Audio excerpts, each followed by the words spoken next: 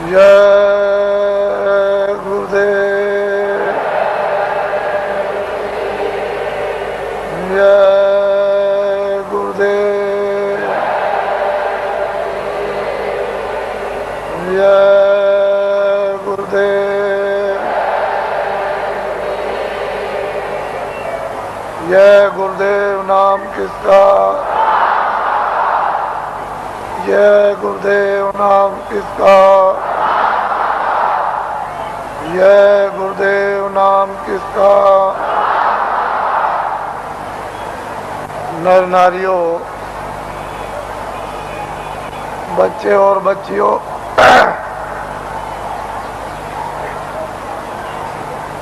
लोग अपने अपने गृहस्थ आश्रम में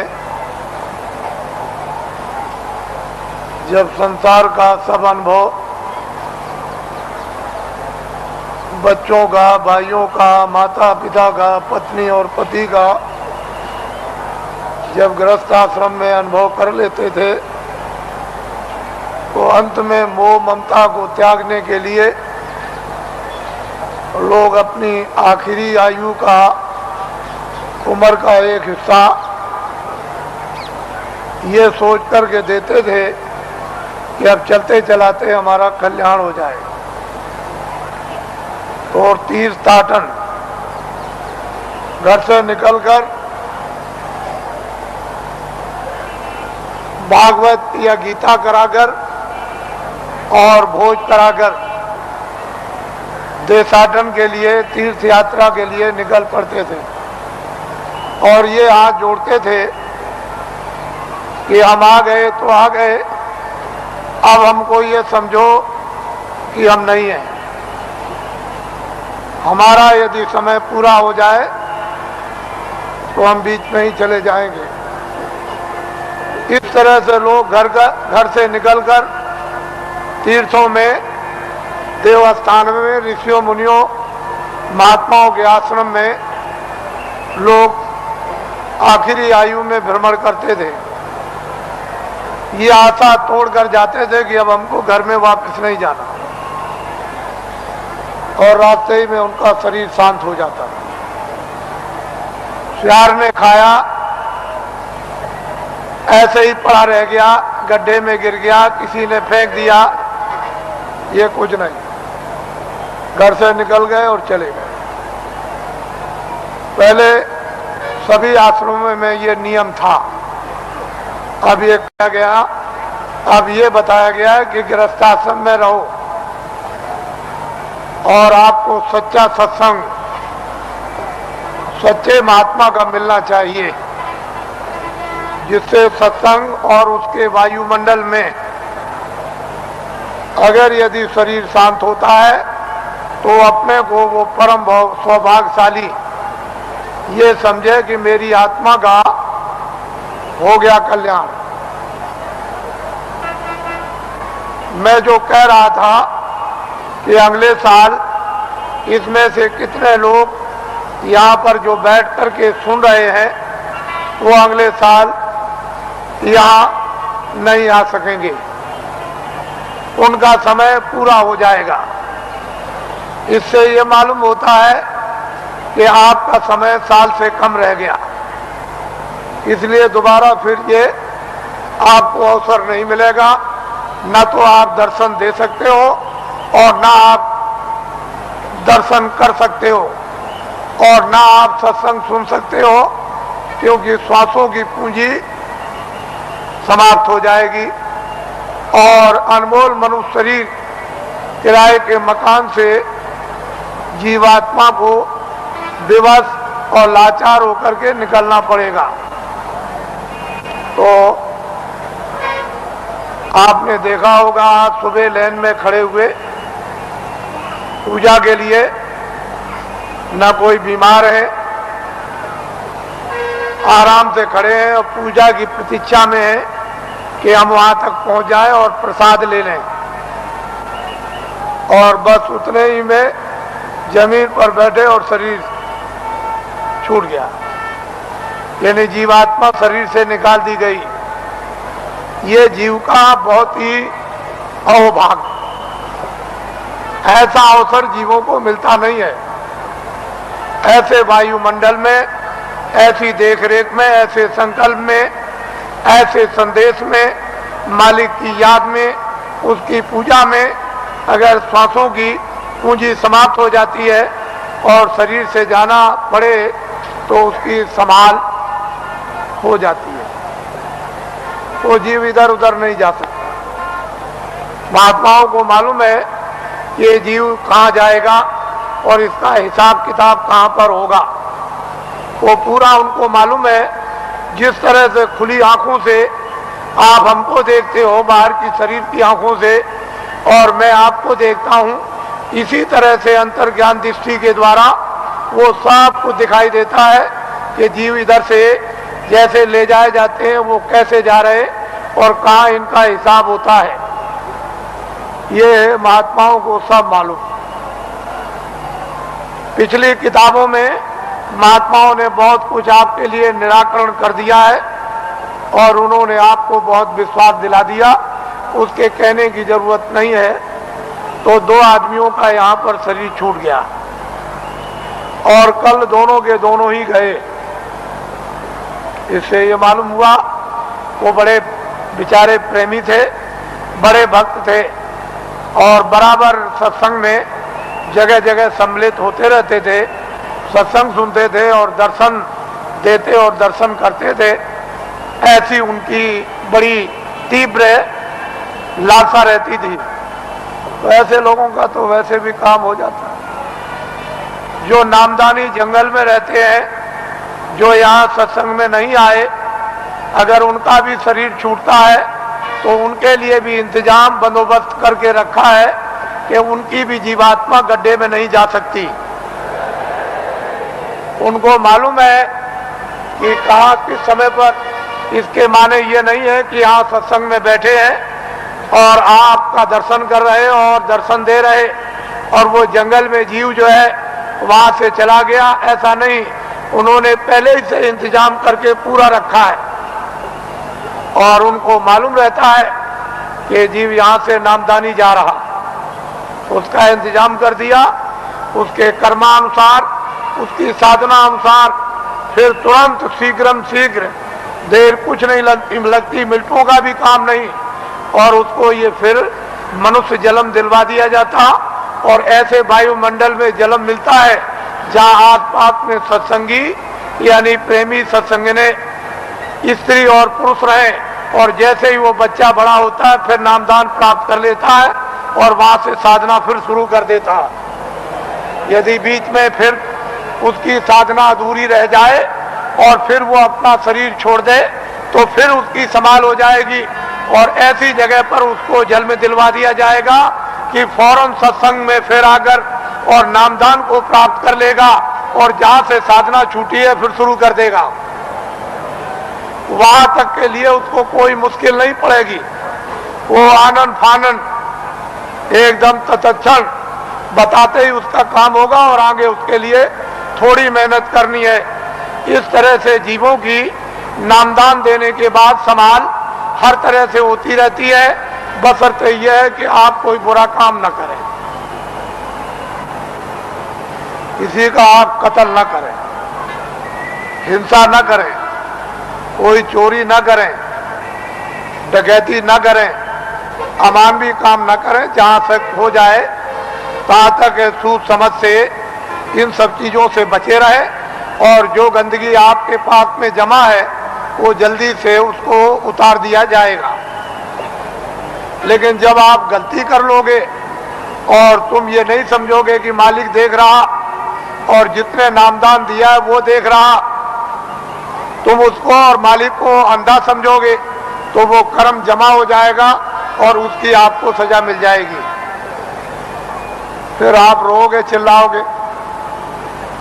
हर तरह से यानी जीवों की संभाल होती है। ये बहुत ऊंचा संदेश और ऊंचा विज्ञान है। ये छोटी मोटी चीज नहीं है। उनको सब मालूम है कि जीवात्माएं कैसे उतरती हैं और कैसे चढ़ती हैं और मनुष्य शरीर में कैसे डाली जाती हैं और किस तरह से निकाली जाती हैं फिर ये किन किन योनियों में इनके जाने का हिसाब होता है और उनके तार यानी उनकी डोरियां किस किस तरह की है और कौन कौन सी डोरी किस किस योनि में, 84 में या नरकों में या भिन्न भिन्न अलग अलग नरकों में, 4 खानों में, 84 लक्ष्योनियों में, ये महात्माओं को सब जैसे आईने के सामने खड़े हो जाओ ऐसे दिखाई देता है। लेकिन अब ये जरूर है कि जब तुम्हारी आंख खराब हो गई तो आप ऐसा समझते हो कि सब अंधे हैं, किसी के आंख होगी ही नहीं, कोई दुनिया को देखता ही नहीं होगा।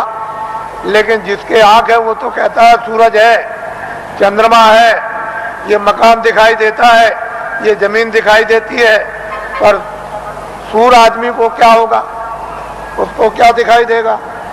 इसलिए जगत अंधा हो गया है और बहरा हो गया, वो महात्माओं को पहचान नहीं पाता, समझ नहीं पाता, उसके पास समझने की बुद्धि नहीं और आंख अंधी हो गई तो कैसे पहचाने। कहीं अगर उसको आत्म आंख हो गई होती, वो दिव्य नेत्र ज्ञान चक्षु खुल गया होता, तब तो उस नूर में उस प्रकाश में पहचान लेता। तो हिंदुओं और मुसलमानों और सिखों और ईसाइयों, ये जाति दौलत, ये जन्म जात की संपत्ति महात्मा फकीरों के पास सबकी है। जो भी इच्छा करे, हिंदू मुसलमान सिख ईसाई, वो महात्माओं के पास जाकर के इस दौलत को ले आए, इस संपत्ति को ले ले। ये सबकी है, किसी एक की नहीं है।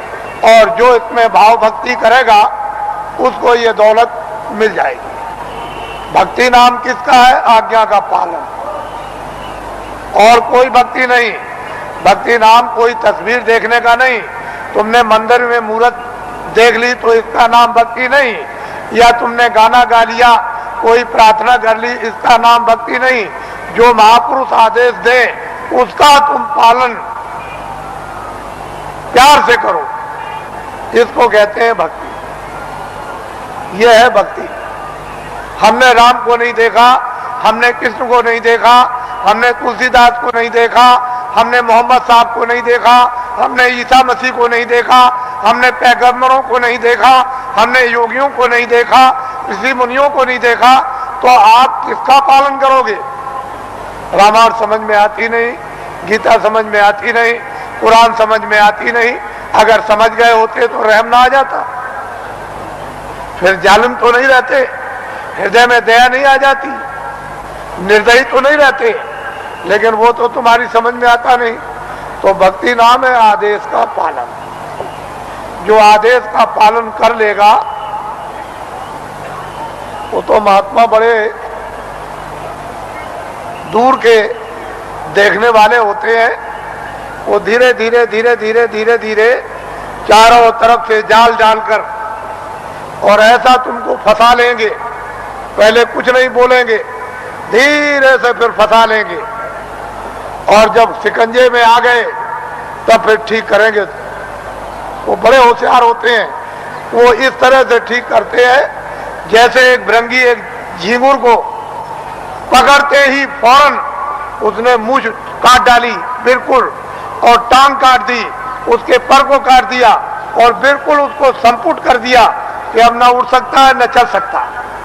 बिल्कुल करके बराबर कर दिया उसको एकदम, और उसको पकड़ लिया और ले गया और छेद पर अंदर की तरफ सुराग में बैठा दिया, और दरवाजे पर बैठ करके भृंगी बस फिर आवाज देता है 24 घंटे।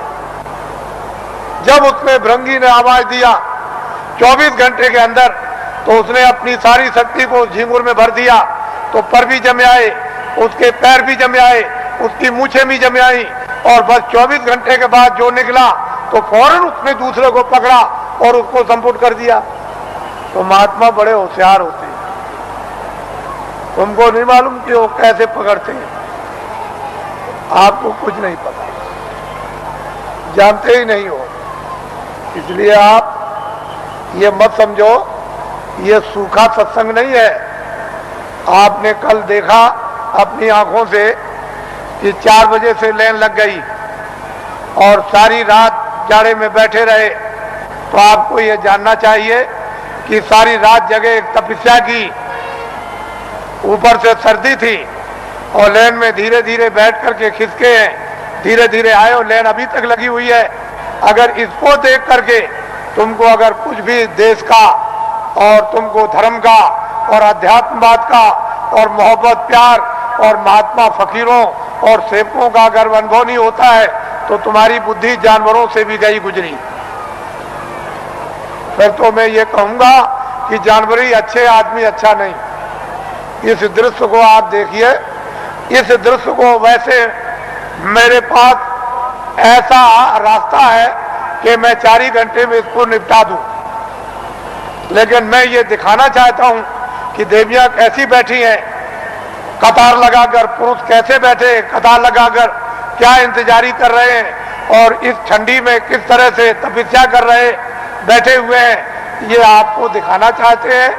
ये महात्माओं का गोपनीय राज है। ये राज और रहस्य कुछ दिनों के बाद आपकी समझ में आएगा, अभी तो नहीं आ सकता। इसमें अगर आध्यात्मिकता का कहीं मसाला ना होता, सच्चा और सत्य, तब तो आप बहुत दूर चले गए होते।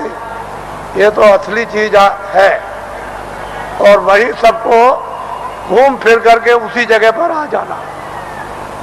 आएंगे वहीं, वो रास्ता एक दिया जा रहा, अभी रास्ता और रास्तों के स्रोत अभी खोल दिए जाते हैं, तो चारों तरफ गली कूचे से और फौरन पगडंडी और सड़कों पर आकर और फौरन आ जाएंगे बिल्कुल। फिर आप देखिएगा इस दृश्य को,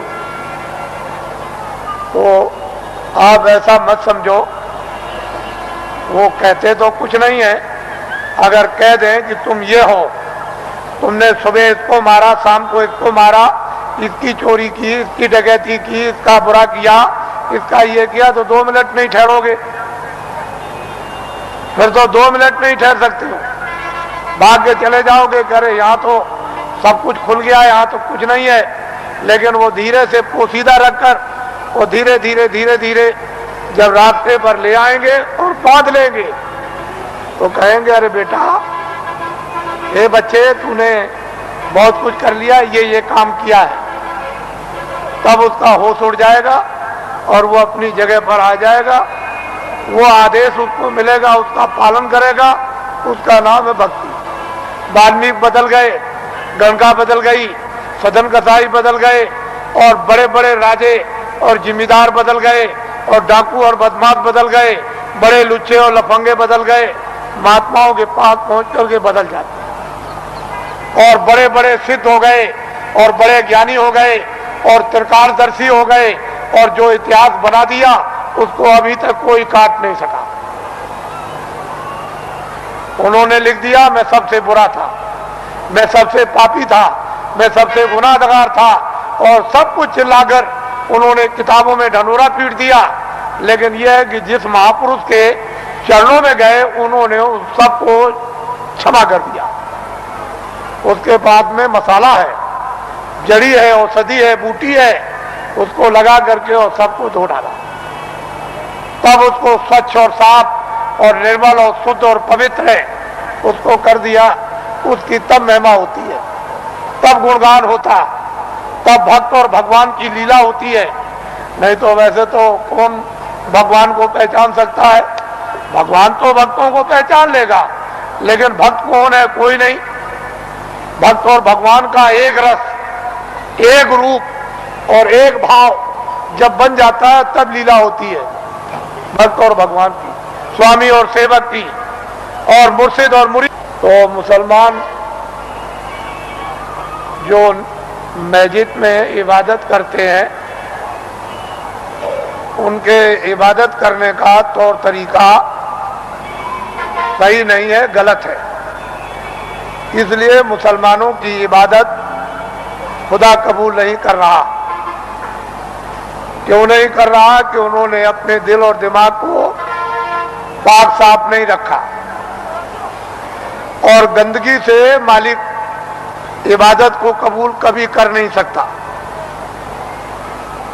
इसलिए उनकी इबादत कबूल नहीं होती और वक्त उनका जाया हो रहा। और ये जिस्म जो आपको थोड़े वक्त के लिए दिया गया, वक्त पूरा होते ही जैसे ही पूरा हुआ, लेकिन उन्होंने कहा जिस्म हमने इबादत के लिए ही दिया है कि इबादत से तुम अपनी रूह को जगा लो और नजात में पहुंचा दो मौत के पहले। लेकिन आपने इसको समझा नहीं, वक्त पूरा हुआ और रूह को जिस्म से निकाल दिया। जिस तरह से हिंदू की जीवात्मा निकाली जाएगी, उसी तरह से मुसलमान की रूह निकाली जाएगी और फैसला दोनों का एक ही तख्त पर होता है, अलग अलग नहीं। वहां न कोई हिंदू है न वहां कोई मुसलमान, वहां तो जो भी तुमने अच्छे और बुरे जो काम किए वो वहां पर हैं और उसी का इंसाफ हो जाएगा। वहां किसी शहादत और गवाही की जरूरत नहीं। ये सब कुछ है, महात्माओं को, महान आत्माओं को ये सब दिखाई देता है। इससे मालूम होता है कि वो कौन है हिसाब करने वाला और किस तरह से हिसाब करता है और किन लोगों को फिर मनुष्य शरीर नहीं मिलता और कब तक नहीं मिलता है, ये महापुरुषों को सब मालूम। अब आप लोगों से हमारी ये विनय और प्रार्थना है कि अब आप लोग अपना उम्र का जो थोड़ा बहुत बचा हुआ हिस्सा है, कुछ तो आप खेती दुकान दफ्तर में लगा दो, कुछ बच्चों की सेवा में लगा दो, कुछ मान सम्मान में लगा दो, कुछ सोने में। थोड़ा सा समय बचाओ इसी मनुष्य मंदिर में, जिस्मानी मस्जिद में, तो सच्चे खुदा की रूह से इबादत हो जाए और सच्चे भगवान का जीवात्मा से भजन हो जाए। तो ये जीवात्मा उस नूर को, यानी वो रूह नूर को वो पाले, यानी जीवात्मा उस प्रकाश को प्राप्त कर ले जो इसकी जान है, जिसके बगैर ये बेखबर और अकेली इस बियाबान अंधकार जंगल में ये मारी मारी फिरती है, उसका कोई सहारा देखभाल करने वाला नहीं। इतना काम तुम करोगे बचा हुआ थोड़ा समय, बाकी जो जो आदेश आपको मिलता जाए 23 घंटे के अंदर 1 घंटा तो आप रिजर्व कर लो कि 10 मिनट सुबह, 10 मिनट शाम को, 10 मिनट दोपहर में, 10 मिनट दोपहर बाद और 10 मिनट अर्ध रात बाद। इस तरह से 1 घंटा तो रिजर्व कर लो, बचा करके रख लो और 23 घंटे के लिए जितना जितना आदेश मिले, दफ्तर के लिए, दुकान के लिए और खेतों के लिए और बच्चों की सेवा के लिए, आए गए मेहमान के लिए और सोने के लिए और स्नान करने के लिए, अस्पताल में जाने के लिए, जितना आपको आदेश मिल जाए वो तो आप इसकी हिफाजत कर लो। इसमें बैठी जीवात्मा उसकी भी हिफाजत कर लो। दोनों काम आपके लिए सुलभ हो जाएं, ये भी ठीक और जीवात्मा भी तुम्हारी जाग जाए।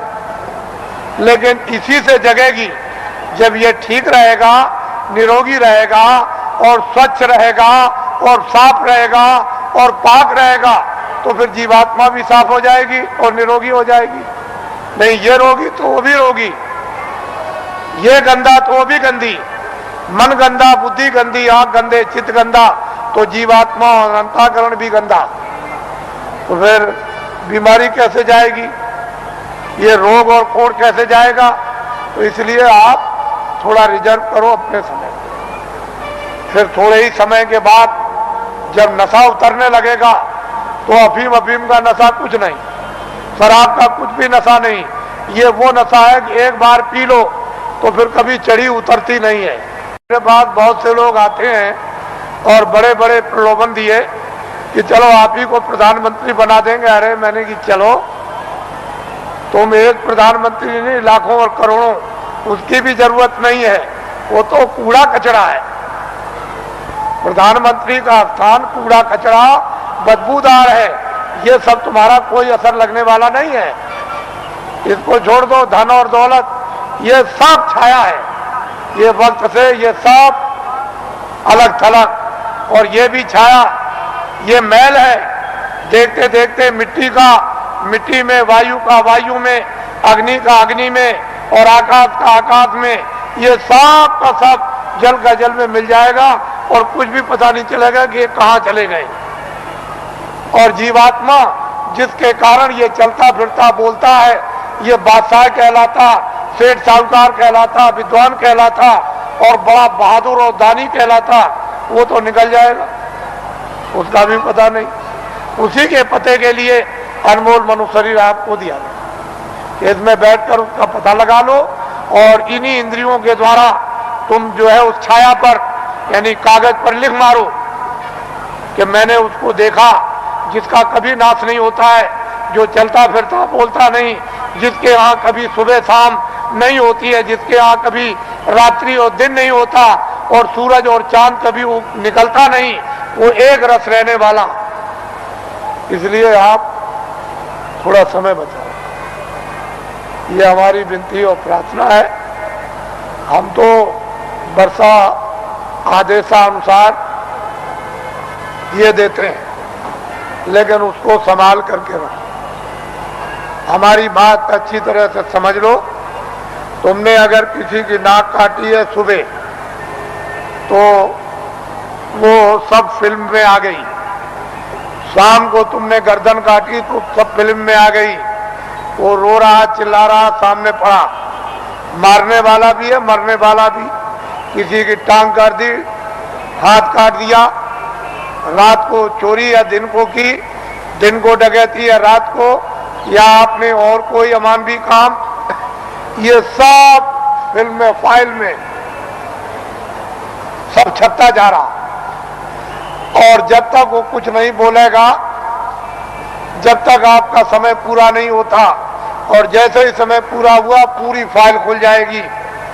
तो आप वहां ये तो नहीं कह सकते हो कि मैंने नहीं मारा, मैंने नाक नहीं काटी हूं, तो सामने होगा और तुम भी सामने होगे और चाकू चलाते होगे, तुम वहां बंदूक चलाते होगे, लाठी चलाते होगे, तुम चोरी करते होगे, तुम डकैती डालते होगे, सब वहां पूरा का पूरा वो वहां तस्वीर है। तो आप क्या इनकार कर सकोगे? ये बदले देने पड़ेंगे। जब आपको ये अदले और बदले, तुमको दान के पुण्य के, किसी की सेवा करने के, सम्मान करने के, तुम आदर करोगे, तुम पानी पिलाओगे, खाना खिलाओगे, दवा दे दोगे और किसी मरीज बीमार की सेवा करोगे, ये सब वहां छप जाएगा। तो ये अदला और बदला। फिर वो तुमको मारेगा, फिर तुमको खिलाएगा, तुम्हारी इज्जत करेगा, तुम्हारी बेइज्जती करेगा, तुम्हारा मतलब यह है कि चोरी करेगा और तुम्हारी रक्षा करेगा। जो जिसके साथ जो काम करेगा उसको बदला देगा। इस अदले बदले से कोई चूक नहीं सकता। जब कृष्ण भगवान 56 करोड़ यदुवंशियों को समाप्त कर दिया, पलक के मारते में खून की नदी बह गई, तो जब जाने लगे प्रभात पाटल नदी के किनारे कि अब हम अंतर ध्यान हो जाएंगे, चले जाएंगे अपने गोलोक को, उसी समय एक बहेलिये ने उधर देखा तो उनके पैर में पद्म था। उसने सोचा कि हिरन पानी पी रहा, तो फौरन निशाना लगा करके उसने मार दिया और उस बहेलिये को मालूम हो गया कि लग गया।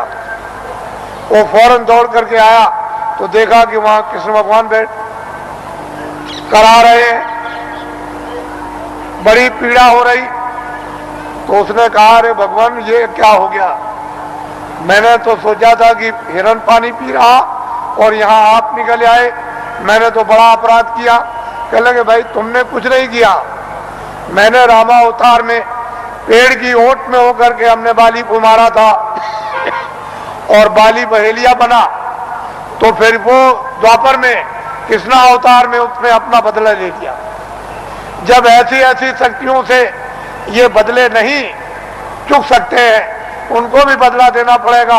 तो तुम्हारे पास तो कोई शक्ति और ज्ञान नहीं, तुम कोई योगी तो हो नहीं, तुम तो मतलब यह है कि आज सिद्धि प्राप्त करने वाले तो हो नहीं, तो तुमको तो ये बदले देने ही पड़ेंगे। जब ऐसी ऐसी शक्तियों को देना पड़ा और किताबों में लिख दिया कि ये हमसे भी बदला नहीं चुक सकता, हमको भी देना होगा, लेकिन संत इस बदले को चुका देते हैं। उनके पास बदले के चुकाने का मसाला है, योगियों के पास नहीं है, सिद्धों के पास नहीं, ज्ञानियों के पास नहीं, तत्वदर्शियों के पास नहीं, संतों के पास में इसका मसाला है, इसको चुकाने का, और किसी के पास नहीं। तो आपको तो ये भेद मालूम है नहीं, फिर आपने तो कृष्ण को देखा नहीं कि आप जल्दी से कहोगे कि नहीं हम भी हैं। फिर जब आपने देखा नहीं तो पूजा किसकी कर रहे हो? अरे किताब में लिखा है कि तुम जाओ, अगर मुझको पाना चाहते हो, मेरा दर्शन करना चाहते हो, मेरे लोक में आना चाहते हो, तो जो मुझको पा चुके हैं तत्वदर्शी, जिन्होंने अपनी जीवात्मा को जगाकर और ज्ञान चक्षु द्वारा जिन्होंने मेरा साक्षात्कार किया है, तुम उनके पास चले जाओ, वो मेरा भेद बताएंगे और उनकी कृपा और मदद और सहायता से तब मेरे लोक में तुम आओगे। तो ये तो कोई मानने वाला है नहीं। तो बताओ फिर पूजा किसकी हो गई? तुमने खुद को अपने को धोखा दिया, खुद को भ्रम में रखा, खुद को अंधकार में रखा और खुद भटक गए। कौन बताएगा आपको? आपकी आत्मा की कौन रक्षा करेगा? कौन संभाल करेगा? माँ बाप कर नहीं सकते, धन दौलत कर नहीं सकता, राजा कर नहीं सकता है और लोग कर नहीं सकते हैं, तो इस आत्मा की रक्षा कौन करेगा? जो किताबों में लिखा हो आपकी समझ में आता नहीं। आप तो किसी महात्मा महान आत्मा को खोजते नहीं हो, और आपके पास भी चला जाए तो आप उसको पहचानते नहीं। इसलिए ये दिन ऐसे बुरे आए कि महान आत्माओं की बड़ी अवहेलना हुई, बड़ा तिरस्कार हुआ, बड़ी गाली गलौज, बड़ा उनका अपमान हुआ, बड़े शब्द भद्दे शब्दों से प्रयोग किया गया। लेकिन हमारा देश तो ऋषि मुनियों का, साधु संतों योगियों का देश है। फिर पीछे आपको अपनी जबान गंदी करोगे, मैली करोगे, पीछे पश्चाताप करना होगा। इसलिए सोच समझ के शब्द निकालो। तुम सब कुछ करते हो दुनिया में, लेकिन संतों महात्माओं के प्रति संभाल कर शब्द निकालो, ऐसे नहीं। तो इसलिए वो मनुष्य है जो अपनी जबान को संभाल करके रखते हैं और धीरज रखकर विवेक से काम लेते हैं, बुद्धि का उपयोग करते हैं। लेकिन बुद्धि ही नष्ट हो गई हो और बुद्धि पर पागलपन का असर आ गया हो, जहर फैल गया हो, तो बुद्धि बेचारी क्या करेगी? वो क्या समझेगी? भूत का, भविष्य का, वर्तमान का, योगियों का, महात्माओं का, आत्माओं का, ज्ञान का, विज्ञान का, उसकी समझ में क्या आएगा? तो इसलिए समुद्र भरा है आपके मनुष्य मंदिर में, और महात्मा ये सब कर्मों को चुका देते हैं। कहीं सेवा कराकर, पानी पिलाकर, कहीं दवा दिलवाकर, कहीं रोटी खिलवाकर, कहीं झाड़ू लगवाकर, कहीं रात बता करके रास्ते में खड़ा करके, कहीं बैठा कर सर्दी में, कभी गर्मी में, ये धीरे से यानी कर्मों को चुका देते हैं। उनके पास में रास्ते हैं चुकाने के, और अदला बदला जब चुका दिया तो वह छुट्टी पा गए। जब तक तुम अदले बदले नहीं दे सकते हो, तब तक कोई भी जीव काल के देश से, ये नरकों से 84 से कभी छुटकारा पा ही नहीं सकता। तो महात्माओं के यहाँ भाग भाग के रास्ते चुकाने के हैं, वो जरा से काम से चुका देते। उसको भी बुला लिया, उसको भी बुला लिया, मद्रास से भी बुला लिया, हिमाचल से भी बुला लिया, जंगल से भी बुला लिया, शहर से भी बुला लिया, हिंदू को भी बुला लिया, मुसलमान को और सिख को भी बुला लिया, और गरीब को भी बुला लिया, और अमीर को भी बुला लिया, और बुला करके बस एक दूसरे की सेवा करा देते हैं, सेवा दिलवा देते हैं, और कर्मों को चुका देते हैं कि भाई अब कर्म चुक गया। तुमने नहीं सुना कि सेठ साहूकार जब कर्जा बांटते हैं और कर्जदार जब देने के लायक नहीं होता, तो अंत में सेठ साहूकार कहते हैं अच्छा जो तू दे सकता है मूल दे दे। तो कह लगे सेठ जी हम इतना दे सकते हैं, हमारे पास सामर्थ्य नहीं। क्या अच्छा ला दे दे, जा मैं अपने कागज से तुझको माफ करता हूं और ब्याज भी छोड़ देता हूं। तो छोड़ देता। तो ये ब्याज और कर्म कर्जा ये पहाड़ों की तरह से लदा हुआ है, ये बिना संतों के कोई माफ नहीं करेगा।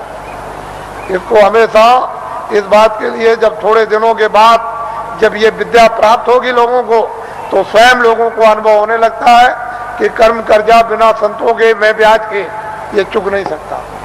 आप इसको जानते हैं, मालूम है आपको, लेकिन बहुत सुलभ है, बहुत सरल है, बहुत सहज है। तो इसलिए ये स्थान है जो आपको कल और परसों बताए गए। इन स्थानों पर ईश्वर और ब्रह्म और पार ब्रह्म और महाकाल पुरुष बैठे हुए हैं। इन्होंने अपने देवी और देवताओं को अपने मतलब ये कारगुजार बड़े बड़े पदाधिकारियों को अपने अपने लोक में इन्होंने स्थापित कर रखा है और वो सब काम करते रहते हैं, जैसे ब्रह्मा विष्णु महादेव और पार्वती लक्ष्मी और सावित्री, और इन्होंने अपने अपने और लोगों को काम दे दिया और आद्या महाशक्ति ने इनको काम दे दिया और निरंजन भगवान ने एक आद्या महाशक्ति का लोक बनाया जिसमें इतना बड़ा लोक है कि मृत्यु लोक से ज्यादा बड़ा स्वर्ग और स्वर्ग से ज्यादा बड़ा बैकुंठ और बैकुंठ से बहुत बड़ा शक्ति लोक। उस शक्ति लोक में स्त्रियां राज करती हैं। पुरुष स्वरूप का यानी पुरुष रूप का और पुरुष की शकल का नाम और निशान नहीं है, वह सारी की सारी स्त्रियों का राज उस मंडल में उसको कौन पार कर सकता है, किसकी सामर्थ्य है। उसके बाद निरंजन भगवान का जो धाम है वो तो मतलब है कितना बड़ा, तो कितना बड़ा। उसके ऊपर फिर माया का देश है, वहां माया ही माया है, वहां पुरुष का कहीं भी नाम निशान उस बड़े इतने बड़े जितने जितने माया के लोग हैं उसमें कहीं भी कोई पुरुष नहीं दिखाई देता। और फिर ब्रह्मधाम, आपको तो ये राज मालूम है नहीं, तो इसकी साधना दोनों आंखों के पीछे जो जीवात्मा बैठी है और ऊपर से आवाज आ रही है, लेकिन कान तुम्हारे बंद हो गए और तुम जुग जुग से यानी कितने कल्प बीत गए जब से आए तब से सो गए। कोई तुमको महापुरुष, कोई योगी, कोई सिद्ध पुरुष तुमको जगाने के लिए मनुष्य मंदिर में मिला नहीं कि तुम्हारी जीवात्मा को घाट पर बैठाल के जगा दे। अब ये वक्त और समय आ रहा, हम उस तरह का सब माहौल तैयार किए देते हैं। जब सब चीज तैयार हो जाएगी, खरपतवार जब तैयार हो जाएगा और वो गीला ना हो, सूख जाएगा, तो बस ऐसे माचिस लगाई तो वो 11 रुपये जब माचिस लगेगी तो भट पेट्रोल की तरह से भट आग लग जाएगी, तो जल भून करके तुम्हारे सब पाप भस्म। इसको कहते हैं 11 रुपये अग्नि। ये जब प्रज्वलित होगी तब देखिए आप क्या होता है। तो हम तो ये वो दिन आपको बताना चाहते हैं कि स्त्रियां भी और पुरुष भी यहीं से बैठकर दिन में काम करेंगे और रोज स्वर्ग में जाएंगे, बैकुंठ में जाएंगे, उधर देवी देवताओं का दर्शन करेंगे और वहां ब्रह्मा विष्णु महादेव उनका भी दर्शन करेंगे और उसके ऊपर भी जाएंगे और रोज लौट करके चले आएंगे और खेती भी करेंगे, दुकान और दफ्तर का भी काम करेंगे और शाम को बच्चों की सेवा और बैठ जाएंगे और फिर निकल जाएंगे। बड़े ध्यान से आप सुनिए, ये आसक्त रहित ये परिवार होगा जैसे राजा जनक थे। उनको राजकाज आदेश का पालन करना था, उसको कोई मोह ममता नहीं थी, निर्लेप थे, जिसको कहते हैं विधेय। कोई आसक्ति ना हो उनको, उसको विधेय। उनकी जीवात्मा जाग गई। हम उस चीज की आपको तैयारी करके धीरे धीरे उसी तरफ जा रहे हैं। ये तैयारी हो जाए और इतनी प्यास लगेगी कि तुमसे उस समय यह कहा जाएगा कि तुम लोग प्रधानमंत्री बन जाओ, तुम मुख्यमंत्री बन जाओ, ले तुम राजा बन जाओ और तुम ये बन जाओ, तो तुम फौरन फेंकोगे कि हमको नहीं बनना, की जरूरत हमको नहीं, हमसे ये काम नहीं हो सकता। अरे भाई वो चीज तो कुछ और है, तो यहां मरे जा रहे हो वैसे ही बेमतलब। अरे महात्माओं के पास आकर के कुछ काम करो तो कुछ काम भी हो जाए, महात्माओं के आदेश का पालन करो, दुनिया सब समझ में आ जाए, गृहस्थ आश्रम भी, समाज भी और देश भी समझ में आ जाए और तुम सब लोग निर्लेप रहो और शरीर का, परिवार का, सब तरह का क्षणिक सुख भी ले लो और आत्मा को जगा करके सच्चा आनंद प्राप्त कर लो। असली काम क्यों नहीं, नकली में फंसे फंसे फंसे फंसे। और ये जो नशे चढ़ा रखे आपने, एक नशा, कितने नशे तुमने चढ़ा रखे, और नशों को जो आपने चढ़ा रखा तो किस तरह से तुम बदहोश हो होश ही नहीं, तो कुछ होश नहीं है। तो इसलिए आप थोड़ा सा समझ से काम लो, बुद्धि से, और जाग करके संदेश सुनो, सो करके मत सुनो। वही मनुष्य है जो जाग करके सुनता और फिर वो अमल करता है। जैसे वस्त्र पहन लिया तो ठंडी दूर हो जाएगी, गर्मी दूर हो जाएगी, बरसात की हवा नहीं लगेगी। लेकिन जब तुम उस वस्त्र का अमल ही नहीं करोगे, वस्त्र पहनोगे नहीं, शील क्षमा संतोष विरय विवेक ये एक वस्त्र है जो पहन लिया जाता है, तो काम क्रोध लोभ मोह अहंकार पता नहीं किधर चले गए। अभी आपने इसका वस्त्र पहना तो आपको क्या मालूम होगा कि वस्त्र कपड़ा कैसा होता है। तो आप लोग आज, क्योंकि बहुत से लोग सुबह भी आ गए, रात को भी, नामदान तो कल हुआ था। यह नामदान सर्वोपरि दान है, इसको ऐसा मत समझिए। वक्त और समय आएगा तो लोग बहुत भटकेंगे इसके लिए। जो आज इसकी अवहेलना तिरस्कार करेगा उसको 200-200 मील, 400-400 मील, 500-500 मील दौड़ करके जाना पड़ेगा। ये अभी से मेरी बातों को याद रखिए। ये नामदान सर्वोपरि दान है और ये आत्मा के धन का दान है, आत्मा के ज्ञान का, आत्मा की सिद्धि का और आत्मा की शक्ति का और आत्मा के अमृत का ये सच्चा दान है। ये बाहर का वो छाया का दान नहीं है। इसलिए वो मंत्र नहीं है जो गुरु मंत्र, ये गुरु दीक्षा नहीं है, ये आत्म मंत्र है, आत्म दीक्षा है। इसलिए इसको नामदान कहते हैं। आप लोग इसको सम्मान से ले लो और ये सबके काम आएगा। हिंदू मुसलमान सिख ईसाइयों के, छोटे बड़े बच्चे और बच्चियों के, ये अमूलक वस्तु है। ये हीरे जवाहरात से नहीं मिलेगी, चाहे जितना भी दुनिया में बांटो। जब उस प्रभु की कृपा हो जाएगी उन महात्माओं पर तभी वर्षा होगी। इसके पहले कुछ छेड़ने वाला नहीं, पत्ता नहीं हिलेगा। लेकिन जो दया उनकी हो गई कि इन आत्माओं को अवसर दे दो, इनको मौका दे दो, इन पर वर्षा कर दो और ये बीज डाल दो। जब वो ऋतु और समय आएगा तो जम जाएगा। महात्मा फकीरों की मेहनत व्यर्थ नहीं जाती। तो मैं आदेश का पालन कर रहा हूं और ये सर्वोपरि आत्मदान आपको दे रहा हूं, उसको आप सम्मान से ले लो। और 2 मिनट, 4 मिनट, 5 मिनट, 1 मिनट, आधे मिनट मनुष्य दरवाजे पर, मनुष्य आत्म दरवाजे पर बैठकर आप जिस तरह से बताया जाए उस तरह से आप भजन करो। यहीं पर अगर दरवाजे पर बैठ करके आपने भजन कर लिया तो रिद्धियों सिद्धियों का सबका भंडार उदय हो जाएगा। यहीं से सब चीजें मिलने लगेंगी। लेकिन दरवाजा नहीं मिला और वहां बैठ करके भजन नहीं किया तो कुछ मिलने वाला नहीं है। वैसे ही खाली आए हो, अज्ञान में आए और अंधकार में आए, रोते हुए आए। जब जाने का समय होगा तो ज्ञान रखवा लेगा, देखना रखवा लेगा, सुनना और बोलना रखवा लेगा और एक पीछे से ठोकर मारकर रवाना कर देगा। इसलिए आप लोग संभल करके रहो। हम तो कोई जय गुरुदेव है नहीं।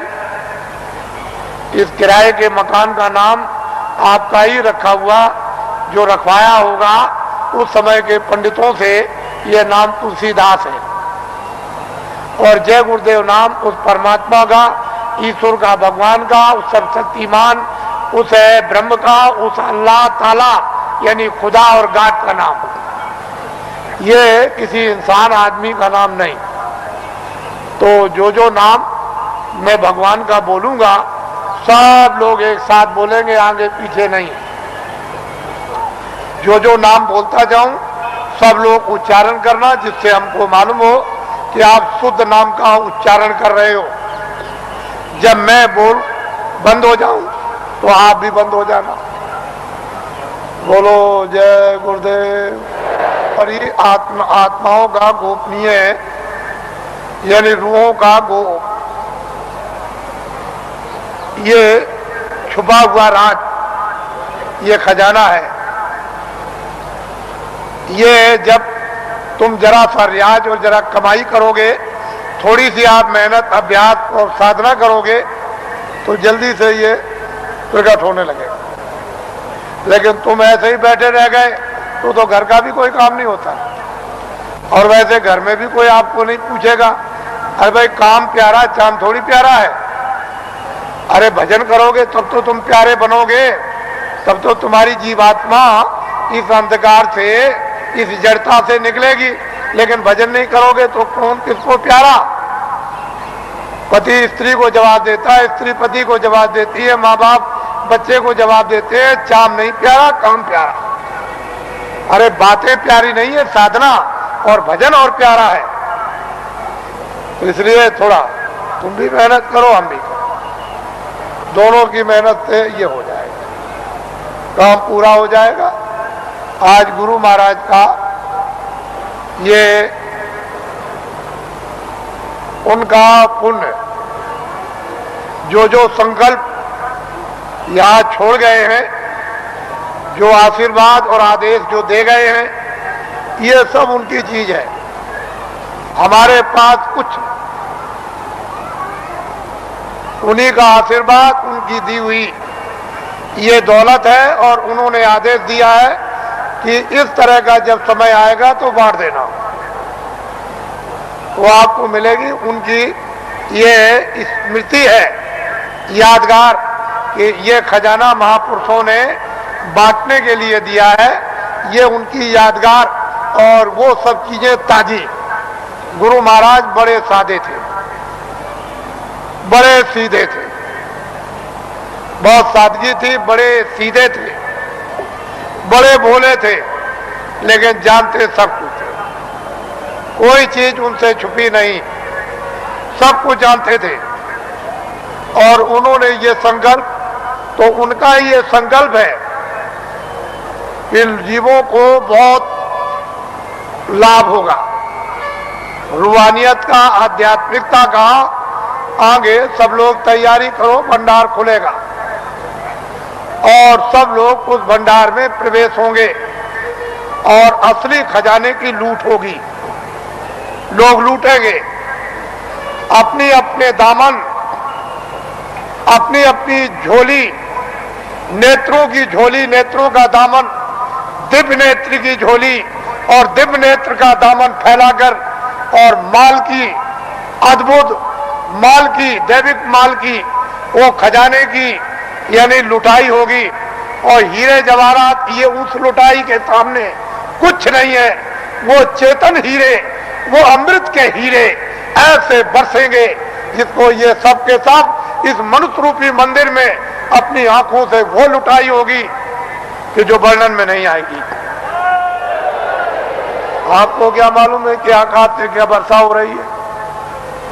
तुमने अपना दरवाजा ही बंद कर रखा तो वर्षा क्या पता चलेगी? अरे दरवाजा तो खोलो, मुंह तो खोलो, तब वर्षा मालूम हो कि कैसी वर्षा हो रही है अखंड। महात्माओं ने जो कुछ भी वर्णन किया है वो कटु सत्य है, उसमें जरा सा भी कोई गुंजाइश नहीं। तो ये उनकी पुण्यतिथि है और उन्हीं के संकल्प का ये आपको प्रसाद। वो तो देने का एक आधार तो चाहिए, तो कोई आधार आपको, जो आधार है वो आपको दिया जाता है कि इसको आप संभाल करके ले जाएंगे। हो सकता है कि साल भर आपको अवसर न मिले, तो इसको आप प्रसाद को संभाल करके रखेंगे और जरूरत पड़ने पर आप इससे काम लेंगे। अपनी व्याधियों में, परेशानियों में कभी कभी ऐसा भी होता है कि हे मालिक, हमको कुछ नहीं चाहिए, जितने दुख हमारे कर्मों के हों वो जल्दी से जल्दी हमको दे दीजिए, लेकिन प्रार्थना यह है कि बर्दाश्त जरूर दीजिएगा और हमको आत्मधन लुटा दीजिए। तो इसलिए भी आत्मधन की लूट के लिए भी प्रसाद खाते हैं, ये तो मुख्य चीज है। लेकिन कभी कभी तरह तरह के कष्ट, तरह तरह की परेशानियां, तरह तरह की हैरानियां परिवार में, बीमारियां परिवार में, बच्चों में, और बच्चियों में, पत्नी में और पति में, भाइयों में, माँ में, पिता में, अड़ोसी में, पड़ोसी में, जात में, बिरदारी में, समाज में, दफ्तरों में और राज में और इसमें और उसमें, ये तरह तरह की जो बीमारियां, जो रोग लग गए हैं, उनके लिए भी लाभदायक। लेकिन यह है कि अनुचित उपयोग करोगे तो लाभ नहीं होगा, उचित उपयोग करोगे तो लाभ हो जाएगा। अनुचित क्या उपयोग है कि मैं ये प्रसाद खाता हूं, आज मैं रात को डकैती डालूंगा, मुझे 1 लाख रुपया मिलना चाहिए, ये अनुचित, इससे लाभ नहीं होगा। तुम इसको खा करके डकैती डालोगे, चोरी करोगे, मौके पे पकड़े जाओगे और फिर कर्मचारी अधिकारी पकड़ेंगे तो वो डंडे मारेंगे, कचहरी पहुंचा देंगे, तुम्हारी सजा हो जाएगी। तो अनुचित प्रसाद का उपयोग मत करो, उचित करो। और मेरी चोरी छूट जाए, मेरी डकैती छूट जाए, झूठ छूट जाए, छल कपट छूट जाए, बदमाशी छूट जाए और मुझसे ये छूट जाए और ये बुराई छूट जाए और मुझ में अच्छाई आ जाए। और जब उचित उपयोग करोगे कि मेरी बीमारी चली जाए या मुझे बीमारी में आराम हो जाए, तो इसमें लाभकारी होगा, फायदा। ये इसलिए बातें आपको बताए देता हूं कि आप श्रद्धा से, आस्था से आपने रात को तपस्या की है ठंडी में। हम भी देख रहे हैं, हम कोई ऐसा थोड़ी है कि नहीं। आपको क्या मालूम कि रात को मैं कैसे घूम रहा था, किसी को नहीं पता कि मैं कैसे निकल के, किसी ने नहीं पहचान पाया, कोई भी सड़क पर पहचानने वाला नहीं मिला। तो आपको तो ये जानना चाहिए कि मतलब ये है कि मैं देखता हूँ, ऐसा थोड़ी है कि मतलब मैं अंदर घुस गया तो मैं देखूं और समझूं नहीं उसको। तो ये सब मैं देखता हूँ कि आप अंगों से तपस्या कर रहे हो और तपस्या का फल आपको मिलेगा। ठीक है, आपने शरीर से गुनाह किए हैं, बुरे काम किए, पाप किए हैं, आपने, ये ठीक है कि आपके ऊपर जमा है, लेकिन तपस्या अपनी जगह। वो तो धीरे धीरे धीरे धीरे जिसका ढेर ज्यादा हो जाएगा और फिर एक दूसरे में मिलने लगेगा, तो मिलकर के एक दूसरा अच्छा और खराब खून शोधन करके और खराबी को निकाल देता। वो तो अपने तरीका है। लेकिन यह है कि तपस्या तो तपस्या ही है। तो आपको मैं और कुछ नहीं कहूंगा, क्योंकि ये गुरु महाराज की ये विशेष कृपा और दया यादगार दिन है। आज मैं आपके सामने नामदानी देकर इसको समाप्त करूंगा। ये लोग जो अभी प्रसाद ले रहे हैं वो उसी तरह से, यानी प्रसाद को ले लें, अच्छा रहेगा और वो उनके लिए जरूरी है। ठीक है, आप इधर आओगे तो ठीक है, लेकिन वो भी संकल्प भी किया, यानी दया मांगी हुई है। तो जब दया मांगी हुई है और वो एक आपके लिए सुलभ है, तो आप क्यों इधर उधर यानी हाथ पैर पीठ पटकते हो? जो चीज मिल रही उसको तो पहले ले लो, और कुछ मिल जाएगी वो भी ले लेना। अरे भाई, इसके माने ये थोड़ी है कि अगर कोई 10 दे तो 10 भी ले लो, और कोई ये दे दे तो और भी ले लो, कोई एक दवा दे दे तो वो ले लो, और कोई उससे भी अच्छी दे दे उसको भी ले लो। तो ऐसा क्यों कि बस हम नहीं लेंगे? अरे रोग तो रोग ही है, बीमारी तो बीमारी, भूल भटक तो गुरुदेव।